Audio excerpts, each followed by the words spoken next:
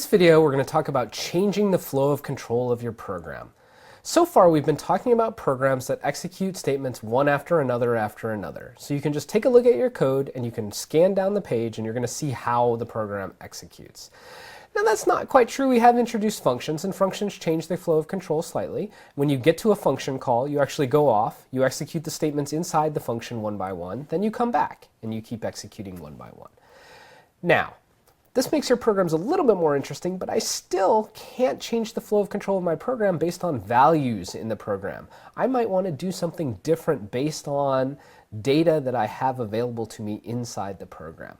Okay? So let me illustrate this with a very silly example. Okay? Imagine that I'm a computer and I'm walking around running a computer program, and that computer program tells me to give away $20. Right? So I walk up to you, I say, hey, here's $20, okay? And then I walk to the next person, hey, here's $20. And I walk to the next person, hey, here's $20.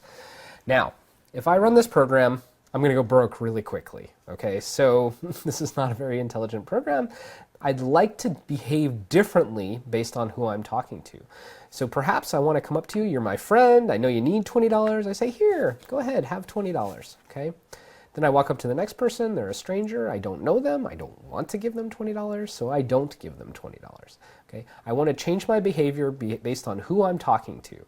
Now this is what conditionals accomplish in computer programs. You are checking a value in the program, in this case it would be the person that I'm talking to in my silly analogy, all right? And based on that value, you execute different lines of code. So let's see how that works. All right. To illustrate conditionals, I want to use my silly giveaway $20 program. So you can see here I have a function called greet. It takes two arguments. One is going to be a Boolean, whether or not you're my friend. So this is going to be true or false. The other is the amount of money I have. Okay? And then I'm going to do whatever I do when I greet you, and I'm going to return the amount of money I have when I'm done. And so you can see down here I have three calls to greet. And the way I call greet is I pass true or false. So this first call, I'm greeting my friend, and I have however much money I have. When I'm done, I update my money, and then I print it. Okay? Then I greet someone who's not my friend over here, so this is false, and then I greet someone who is my friend. Okay, so I start out, let's say I start out with $15, and I walk down the street, and I meet three people. What happens? Well, I go into debt. At least I'm friendly. I say hi to everyone, and I'm in debt for $5, and then I'm in debt for $25, and then I'm in debt for $45. Okay. I'm not a very good money manager, obviously. All right, so let's improve this a little bit. Let's make me slightly more intelligent when I greet people. I'm going to check if you are my friend. And if so, I will do these things. Okay? So in Python, the way that we can alter the flow of control based on the value of data is to use an if statement. All right? And as you would expect from the English word if this is true, then I execute the code in this block. Like all other Python sort of constructs here, I end this with a colon, and then I have a block of indented code. That block of indented code executes, all right, if the predicate, which in this case is friend, is true. Okay, so I have the word if, then I have some Boolean logic expression. In this case, it's just a Boolean variable. Then I have a colon, then I have a block of code that executes. Now let's try our program again. What happens when I run it now? Well, if you're my friend, I say hi to you and give you $20 and go into debt. Then I meet someone who's not my friend. I don't even say hi. I'm not very friendly to the strangers. Then I say hi to my friend again and go into further debt. Okay, my program's getting better. Now, I don't have to just put a Boolean variable here. Okay, we talked about Boolean logic last time, and there's a reason for that. I can put an arbitrary logic expression here. So let's be even smarter about our money. Let's not just give it away to friends. Let's only give it away if we have it. So if I have more than $20, all right, I will say hi to you and I will give you some money. All right, well, let's try this. I am no longer very friendly, right? I didn't give anybody money. Why? Because I never have $20. So this statement always ends up being false, right? The friend may be true or false, but because it's in an and, if money is not greater than true than 20, then this is going to be false, always making the and expression false. All right, this isn't really what I want, so I can put something else, right? I know what I want to do if you're my friend and I have more than $20, but if you aren't my friend or I don't have more than $20, maybe I still talk to you don't have the exclamation point, I'm not as happy, I don't have as much money, all right? I'm going to do this otherwise. So else is the Python construct with a colon after it again, right? And after the colon, I can have an arbitrary block of code. There can be as many statements in here as I want. But else means what you do if the predicate is not true. So if the predicate is true, I run this code. If the predicate is not true, I run that code. Okay, so now what's going to happen? Well, at least I say hello to everybody, but I'm still not giving anybody any money, right? I even say hello to strangers. You know, should I really be doing that? I don't really think I should say hello to strangers. So let's structure this even a little bit slightly more different, all right? There's another construct I can use, and that's called elif, all right? Let's say elif friend, then I talk to you. I say print hello. Otherwise, you're not my friend.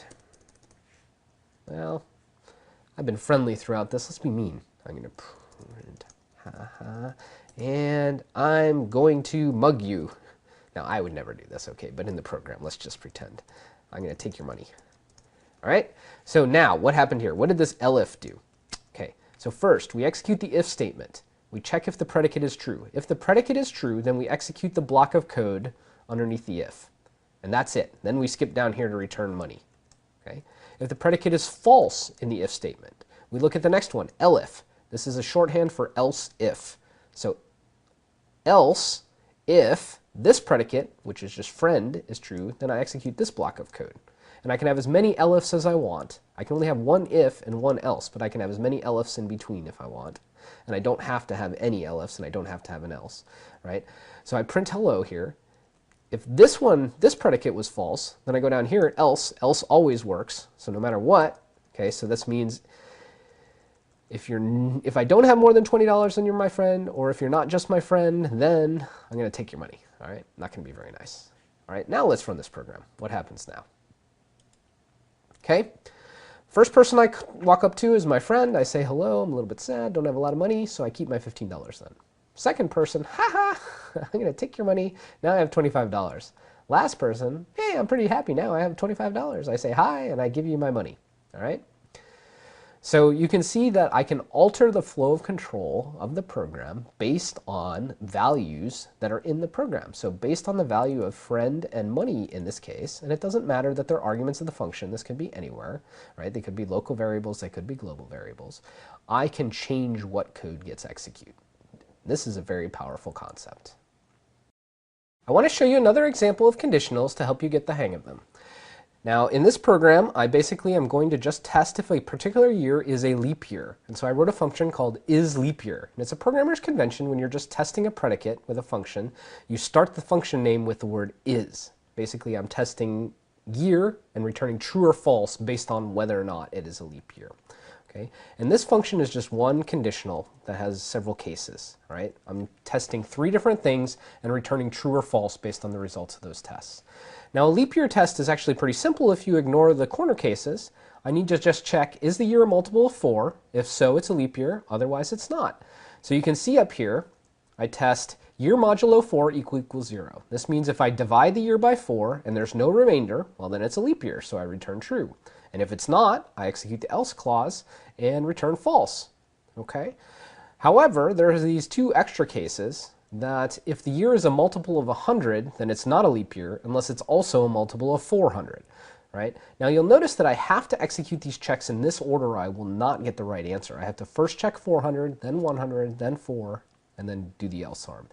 I invite you to experiment and move these around and find out whether or not you get the right answer. Right? You know that you won't because I told you, but you should at least convince yourself that you understand why. I also have a conditional down here that allows us to print out a nice message based on the result of the isLeapYear function. Okay, so let's run this. Is the year 2100 going to be a leap year? No, it is not. Is the year 2000 going to be a leap year?